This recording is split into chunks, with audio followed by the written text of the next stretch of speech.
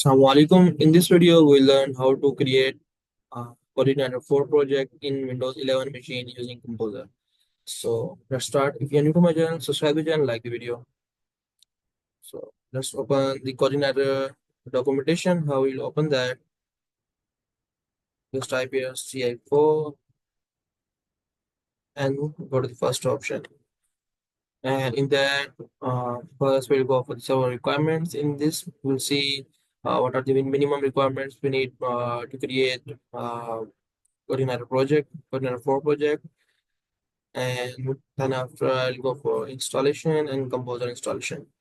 So if you don't have installed the Composer in your system, you can watch the video on my channel, uh, how to install Composer in Windows 11. And after that, I'll go for my directory where I want to install the project. I have installed Bash. You can use command line, or if you want to install Bash, you can see the video of this on my channel also. So I'll create a project.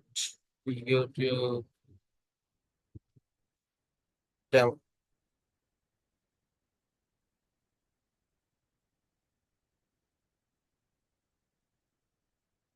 So it will take a little time.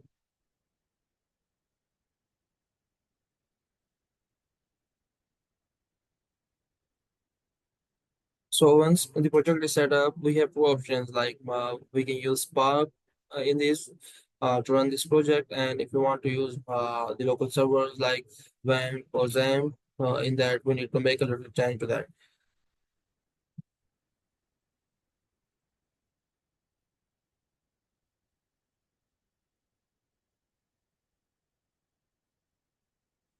So you can see all the details in the CodeIgniter 4 documentation. It's uh,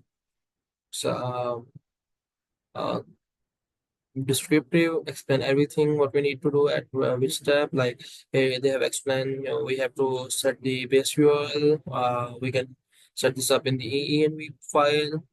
Yeah.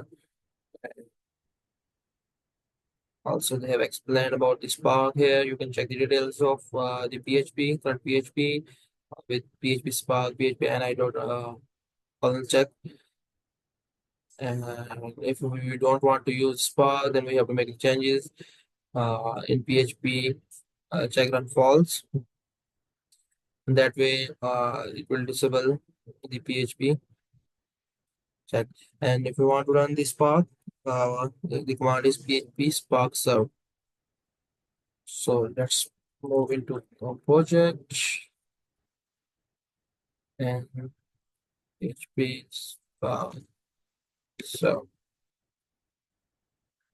So if we open the command browser and go to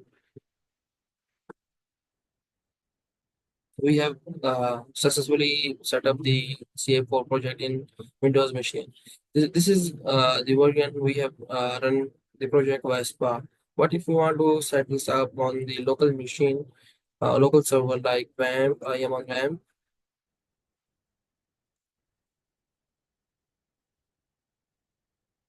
So you can see it's not opening. What I have to do, I have to go to the public and then it will open up. So we have two options. One, we can set it up in htaccess, and the second one, just move these files here in the main directory, and after that it will work fine in that.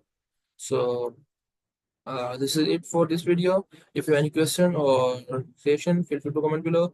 I will create next videos on how to install the authentication, shield authentication, and all of those. And after that, I will cover the basic CRUD functionalities in the upcoming series. Good luck, guys.